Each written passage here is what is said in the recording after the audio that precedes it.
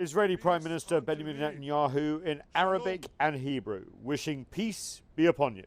And while this is not a peace treaty, it is a historic moment, with two Arab nations on a path to recognizing Israel. The White House brokered deal is a rare diplomatic breakthrough for the Trump administration just weeks before an election. President Trump said more Arab nations are set to join. But we'll have at least 5 or 6 countries coming along very quickly, and we're already talking to them, and they want to see peace. You know, they've been fighting for a long time. They're tired. They're warring countries, but they're tired. They're tired of fighting. And so you're going to be seeing further announcements.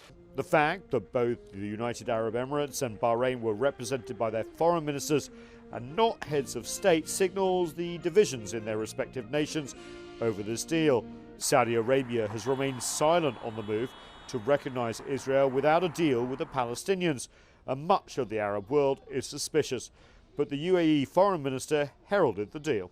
We are witnessing today a new trend that will create a better path for the Middle East.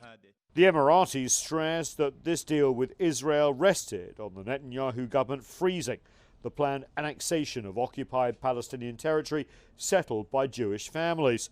Israel has not made a full public commitment on that front, and Bahrain's foreign minister stressed that Israel could only find true peace in the region when Palestinians had a fully functioning state of its own existing side by side with Israel, the long, elusive two-state solution.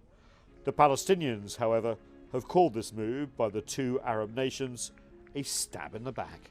But this diplomatic move is more about Iran than anything else. Both Bahrain and the United Arab Emirates fully endorse the tough Trump administration policy and the Israeli policy of isolating Iran and the US withdrawal from the nuclear deal.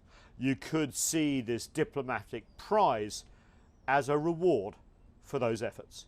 Nathan King, CGTN at the White House.